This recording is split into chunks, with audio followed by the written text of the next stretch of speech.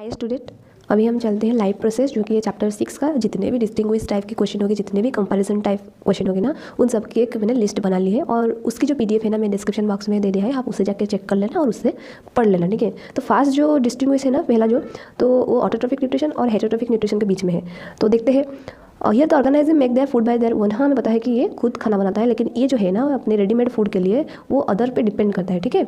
और यहाँ पे जो ग्रीन प्लांट है, कुछ बैक्टीरिया भी हो गए, तो वो सब इसमें, तो ये आ गए ऑटोट्रोफिक न्यूट्रिशन में। और यहाँ पे जो है एनिमल हो गया, फंजाई हो गया, और बहुत सारे हो गए, जैसे हम हो गए, हम भी हेटेरोट्रोफिक न्यूट्रिशन है, हम भी डिपेंड करते हैं प्लांट पे और अदर एनिमल में खाने के लिए।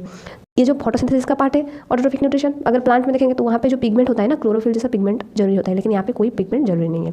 नेक्स्ट जो है वो है एरोबिक और एनारोबिक के बीच में। तो यहाँ पे देखो, हमें पता है कि एरोबिक है यानी कि एयर के प्रेजेंस में हो गया, यानी कि ऑक्सीजन के प्रेजेंस में हो गया, और ये without the presence of oxygen हो गया।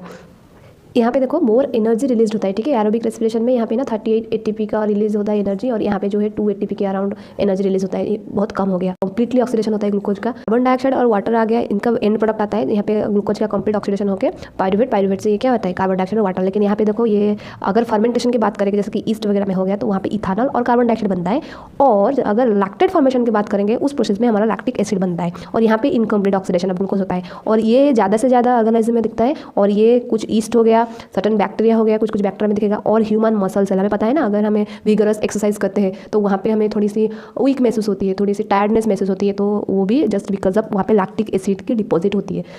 Next between xylem and phloem, हमें पता है जाइलम एक कॉम्प्लेक्स टिश्यू है, और वो ट्रांसपोर्टिंग वाटर और अदर न्यूट्रिएंट। तो वाटर और न्यूट्रिएंट को ट्रांसपोर्ट करने के लिए उसके लिए वो रिस्पॉन्सिबल होता है, जैसे कि रूट से लीफ तक हो गया, या फिर रूट से स्टेम तक हो गया। लेकिन फ्लोएम जो है वो एक लिविंग टिश्यू है, और वो रिस्पॉन्सिबल किस चीज़ में होती है, वो रिस्पॉन्सिबल होती है फूड और ऑर्गेनिक मटेरियल को ट्रांसपोर्ट करने में, और ये लीफ से other parts of the plant से ट्रांसपोर्ट करती है। ये देखो, ये जैसे मैंने बताया।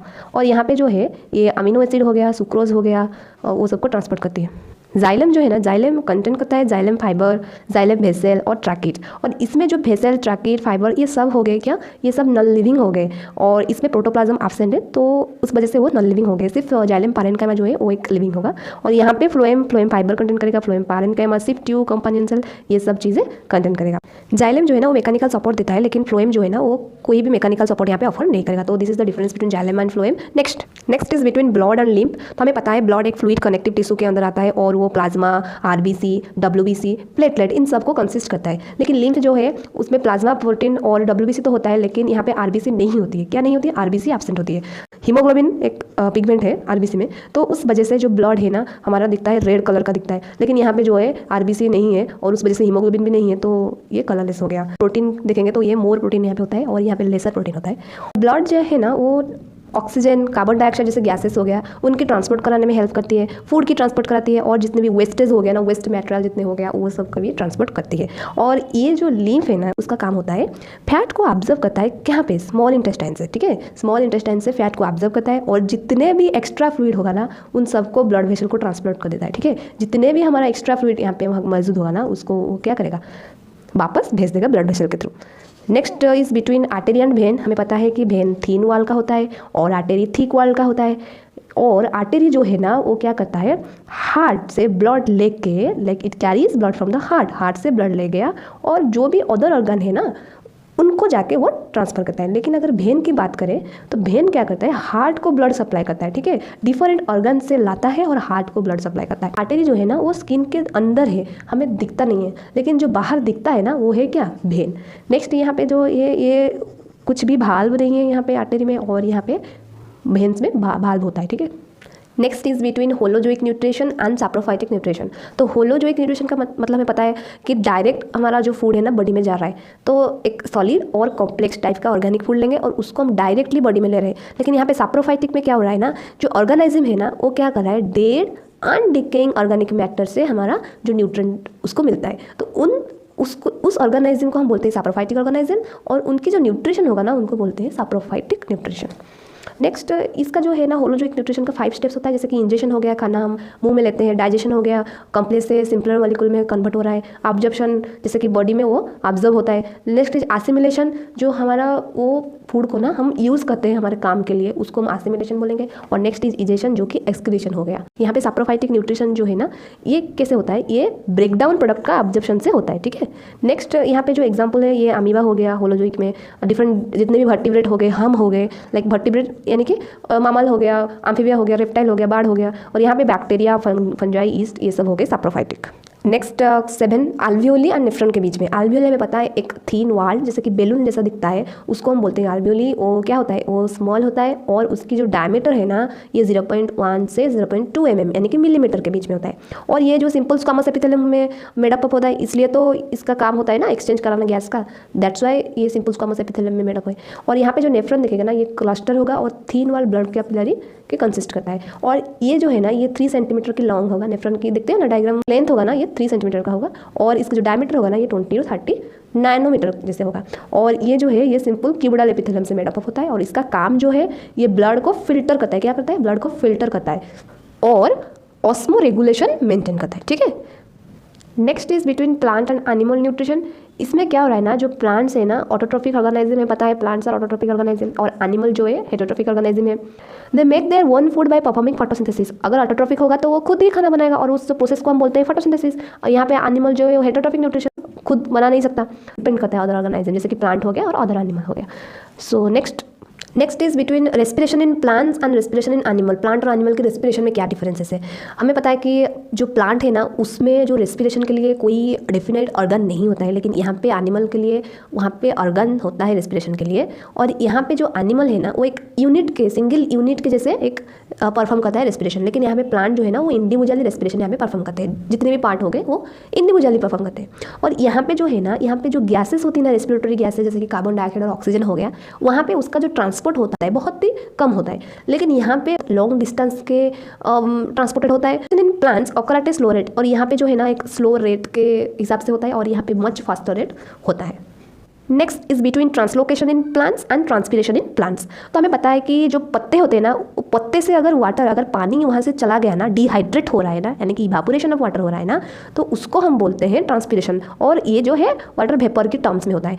लेकिन ट्रांसलोकेशन क्या है, ये फूड की ट्रांसपोर्ट हो रहा है उसके, यानी कि जो भी प्रोडक्ट सिंथेसाइज है ना, उसकी ट्रांसपोर्ट होता है प्लांट में, उसको हम ट्रांसलोकेशन बोलेंगे। और ये जो है, ये ग्रेविटी के अगेंस्ट होता नहीं है, लेकिन ये ऑलवेज ऑकर अगेंस्ट ग्रेविटी। और ये जो है, ये जाइलम के थ्रू कैरिड आउट होता है, और ये जो है, ये फ्लोएम के थ्रू कैरिड आउट होता है।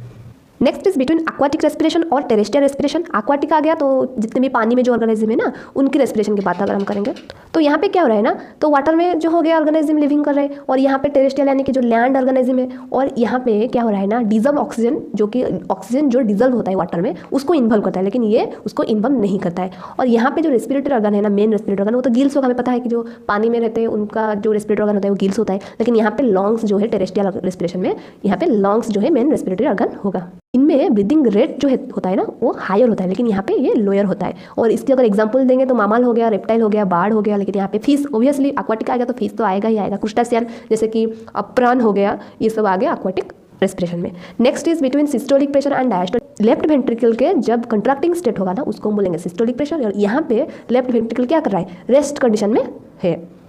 यहाँ पे अगर बात करेंगे तो आर्टरी यहाँ पे कंट्रैक्ट कर रहा है, तो वहाँ पे क्या होगा, ब्लड प्रेशर वो जो है ना, वो ज़्यादा होगा, और यहाँ पे आर्टरी में ब्लड प्रेशर जो है वो मिनिमम होगा। Normal systolic pressure is 120 mmHg, यानी कि अगर एक नॉर्मल ह्यूमन की बात करेंगे, उसका जो सिस्टोलिक प्रेशर होता है ना, वो 120 mmHg। नॉर्मल ह्यूमन की डायस्टोलिक प्रेशर अगर हम देखेंगे तो वो अराउंड 80 mmHg आ गया। हम ऐसे लिखते हैं ना, ब्लड प्रेशर 120/80 ऐसे लिखते हैं ना, तो यहाँ पे ये क्या हो गया, सिस्टोलिक हो गया, और ये हो गया डायस्टोलिक। और यहाँ पे जो ब्लड वेसल कंट्रैक्ट कर रहा है, लेकिन यहाँ पे रिलैक्स स्टेट में। नेक्स्ट जो है वो प्लांट और एनिमल की ट्रांसपोर्टेशन के बीच में है। तो प्लांट में ट्रांसपोर्टेशन के लिए एक वहाँ पे लिविंग सेल्स क्या होता है ना, एक ट्रांसपोर्ट नेटवर्क फॉर्म करते हैं, उस ऑल पार्ट मिलजुल के एक नेटवर्क फॉर्म करते हैं। लेकिन यहाँ पे कोई नेटवर्क सिस्टम नहीं है। और यहाँ पे जो सब्सटेंस ट्रांसपोर्टेड हो रहा है ना प्लांट में, वो वाटर हो गया, मिनरल हो गया, अमीनो एसिड हो गया और शुगर हो गया। लेकिन अगर एनिमल की बात करेंगे, वहाँ पे glucose, glycerol, minerals, vitamin, fatty acid, amino acid and hormone, ये सब ट्रांसपोर्टेड होता है। और यहाँ पे stomatal closer and opening control rate of transpiration, यानी कि यहाँ पे कोई ऑर्गन नहीं है स्पेसिफिकली जो ये काम करता है। तो यहाँ पे जो स्टोमाटा है ना, स्टोमाटा उसकी जो ओपन और क्लोजिंग होता है वो रेट ऑफ ट्रांसपिरेशन को कंट्रोल करता है। लेकिन अगर यहाँ पे हम बात करेंगे ना, यहाँ पे ब्लड वेसल की फ्लो से ये कंस्ट्रिक्शन और वासोडायलेशन हम बोलते हैं, यानी कि यहाँ पे जो है ब्लड वेसल रिलैक्स स्टेट में आ गया और यहाँ पे वो कंट्रैक्ट कर रहा है, ये कंट्रोल करता है। Next is between unicellular organism and multicellular organism. तो यूनिसेलुलर यानी कि एक सेल हो गया, मल्टीसेलुलर यानी कि क्या, दो और उससे ज़्यादा हो गया, तो यहाँ पे सिंगल सेल आता है और यहाँ पे न्यूमेरस सेल से मेडअप होगा। यहाँ पे सिंपल बॉडी ऑर्गेनाइजेशन है और यहाँ पे जो बॉडी ऑर्गेनाइजेशन है वो कॉम्प्लेक्स है, और ये प्रोकैरियोट हो गया और यूकैरियोट दोनों को इंक्लूड करता है, क्योंकि यूकैरियोट में अमीबा जैसे वो तो यूनिसेलुलर होते हैं ना, लेकिन यहाँ पे सिर्फ और सिर्फ यूकैरियोट्स ही है मल्टीसेलुलर में, ठीक है। लाइफ स्पैन जो है ना इसकी शॉर्ट होती है, और यहाँ पे जो लाइफ स्पैन होती है ना मल्टीसेलुलर ऑर्गेनिज्म की वो लॉन्ग होती है, जैसे कि बर्ड हो गया, इंसेक्ट हो गया, प्लांट हो गया, एनिमल्स हो गया। लेकिन यहाँ पे ईस्ट, अमीबा, पारामेसन जैसे कि यूनिसेलुलर ऑर्गेनिज्म और बैक्टीरिया वगैरह भी इसमें आएंगे, ठीक है। Next is between excretion in plants and excretion in animal. Plant और एनिमल के एक्सक्रीशन में क्या डिफरेंस है? प्लांट में जो एक्सक्रीशन है ना वो इतना ज़्यादा कॉम्प्लेक्स नहीं है, लेकिन एनिमल में वो बहुत ज़्यादा कॉम्प्लेक्स होता है। यहाँ पे कोई भी एक्सक्रीटरी सिस्टम नहीं है, ये लैक करता है, और यहाँ पे वेल डेवलप्ड एक्सक्रीटरी सिस्टम होता है, और जिसमें हम किडनी, माल्फिजियन ट्यूबुल, स्किन हमें मिलता है, लेकिन यहाँ पे कोई ऑर्गन भी उसके लिए नहीं है, और ये स्टोमाटल पोर से होता है एक्सक्रीशन। और यहाँ पे जो वेस्ट प्रोडक्ट है ना वो हो गया टैनिन हो गया, रेसिन हो गया, गम हो गया, ये सब उसकी वेस्ट मटेरियल है। लेकिन अगर एनिमल की बात करेंगे वहाँ पे urea, uric acid, ammonia. Next is breathing and respiration. इस प्रोसेस में एनर्जी रिलीज होता है फूड से, हम खाना खा लिया उससे जो हमें एनर्जी मिल रहा है ना उस प्रोसेस को हम बोलेंगे रेस्पिरेशन। लेकिन ब्रीदिंग क्या है? जब हम ऑक्सीजन को ऑब्टेन कर रहे, ले रहे ऑक्सीजन अंदर, और वहाँ पे कार्बन डाइऑक्साइड क्या कर रहे हैं, बाहर निकाल रहे हैं, उसको हम ब्रीदिंग बोलते हैं। और ये एक फिजिकल प्रोसेस है और ये एक बायोकेमिकल प्रोसेस है, क्योंकि यहाँ पे फूड की क्या हो रहा है, ब्रेक डाउन हो रहा है ना, तभी उसको हम बायोकेमिकल प्रोसेस बोलेंगे। और ये जो है ये लंग्स में होता है, और ये जो है लंग्स में भी होगा और माइटोकॉन्ड्रिया में होगा। Next is double circulation and single circulation. Double circulation हमें पता है जो ब्लड का फ्लो होता है ना वो हार्ट से लेकर ट्वाइस होगा, ठीक है, ट्वाइस होगा, और यहाँ पे सिंगल एक ही बार उसको हार्ट को पास करेगा। ये जो है डबल सर्कुलेशन और ये है सिंगल सर्कुलेशन। यहाँ पे थोड़ी गलती हो गई है, मिस्टेक, ये इसमें लिख लेना, ये भी इसमें आ जाएगा, और ये जो पॉइंट है ना ये यहाँ आ जाएगा, ठीक है, क्योंकि डबल सर्कुलेशन जो है वो रेप्टाइल, मामाल, बर्ड सब में दिखा जाता है, और वहाँ पे जो है वहाँ पे ब्लड का मिक्स नहीं होता है, ठीक है। ऑक्सीजनेटेड ब्लड हो गया यानी कि प्योर ब्लड और इम्प्योर ब्लड दोनों अलग अलग सेपरेट होते हैं। तो ये जो है ना आर्टरी वेनस साथ वो क्या होता है ना, ऑक्सीजनेटेड और डीऑक्सीजनेटेड ब्लड बोथ को रिसीव करता है। तो ये आ गया, इसमें लिख देना, ठीक है, ये थोड़ी गड़बड़ी हो गई है, PDF में जाके भी इसको चेंज कर लेना, ठीक है। Thank you.